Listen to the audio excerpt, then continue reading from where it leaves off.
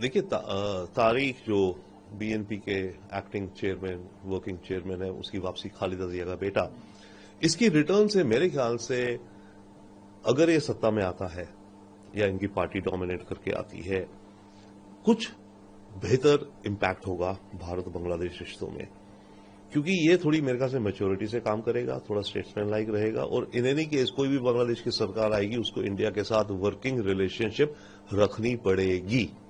Okay, अब BNP traditionally anti India है।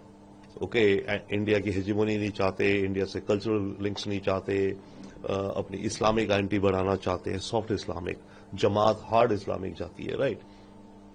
तो इस सब के चलते ये अपना एंटी इंडिया स्टांस रखेगा ही ऑल्सो, क्योंकि इस समय बांग्लादेश में एंटी इंडिया स्टांस रखना ही सबकी एडवांटेज है।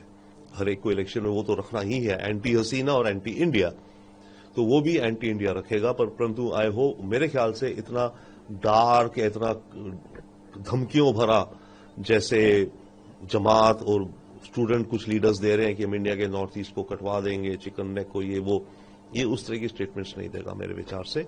But yes, very much anti India रखेगा कि हमें इंडिया की हेजेमोनी से अलग होना है। तो उस नजरिए से देखा जाए तो ठीक है, अपने देश को ठीक ठाक चलाएं, भारत में इंटरफेयर ना करें, हम यही चाहते हैं। माइनॉरिटीज के साथ उस पर एक्शन लें, यस, उस पर इंडिया इंसिस्ट करेगा। लेकिन सवाल ये भी है सर, जैसे मोहम्मद यूनुस को पैराशूट किया गया, अब तारिक रहमान भी आ रहे हैं, अवामी लीग जो है वो इस पूरे इलेक्शन से बाहर रहेगा, तो क्या ये बात को मान लिया जाए कि जो आइडियोलॉजी शेख हसीना की थी वो खत्म हो जाएगी, या क्या वो लोग नहीं पनपेंगे? क्या उनकी जान को खतरा भी नहीं है जो अवामी लीग से जुड़े हुए हैं? देखिए, अवामी लीग से जो जुड़े हुए हैं, यस, उनके जो टॉप लीडर्स काफी हैं, वो तो देश ही छोड़ के भाग गए। Sheikh Hasina number 1, home minister number 2 Bharat में बैठा है, कई और भाग गए हैं, कईयों को मार दिया गया है, घर जला दिए गए, उसमें उनको जला दिया गया है, और कईयों ने पॉलिटिक्स से संन्यास ले लिया है, जो एक्टिव ज्यादा दिखते थे। अभी भी उनको ढूंढा जा रहा है और ढूंढ के मारा जा रहा है, by the way, right.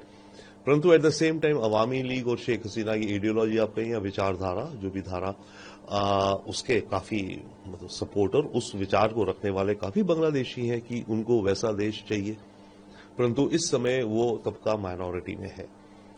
Now अब इलेक्शंस आ रही हैं, तो अवामी लीग के पार्टी को तो बैन कर दिया गया, तो कुछ इंडिपेंडेंट्स की तरह डेफिनेटली हो सकता है अवामी लीग के कुछ लोग लड़ें, और फिर ये भी हो सकता है कि वो आपस में गुट बना लें या एक नई पार्टी बना लें, क्योंकि अभी तो बांग्लादेश में सारा कुछ स्टार्टअप इलेक्शंस हो रही है, एक तरह से होनी है, तो वो हो सकता है।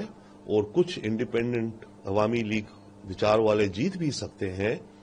परंतु ओवरऑल बांग्लादेश की अगर अगली सरकार, जो पार्लियामेंट जो भी आती है, will be heavily, I think, anti India, soft Islam, hard नहीं तो सॉफ्ट तो है ही है, पूरा बढ़ाएंगे, और सॉफ्ट की आड़ में कुछ हार्ड इस्लामिक सोसाइटी बनाने का। तो ये सारे अभी फिलहाल आसार लगते हैं। क्या इन सब के बीच अगर तारीख की सरकार, तो क्या ये मानना सही होगा कि भारत के साथ जो समझौते होंगे वो इसी शर्त पे होंगे कि शेख हसीना का प्रत्यार्पण जो है बांग्लादेश में? नहीं, ऐसा नहीं होगा। हाँ, हो सकता है बांग्लादेश वो चाल चलेगा कि जो भी हम कर रहे हैं, पहले आप शेख हसीना को एक्सट्राडिट कीजिए, पर भारत करेगा नहीं, वो स्टैंड ऑफ रहेगा। तो या तो फिर स्टैंड ऑफ रहेगा अगर ये कंडीशनैलिटी लगा दी गई, अदरवाइज अगर मैच्योरिटी से डील करेगा, क्योंकि बांग्लादेश को वर्किंग रिलेशनशिप चाहिए भारत से, एनर्जी चाहिए, फूड चाहिए, ट्रेड है, ऑयल है, मल्टीपल रोजमर्रा की इकोनॉमी की चीजें, उनका सामान बेचना है, जूट है, कॉटन है। तो होप तो यह है कि कॉमन सेंस आएगी और वर्किंग रिलेशनशिप पे आ जाएगा भारत से। ठीक है, working relationship is fine with us.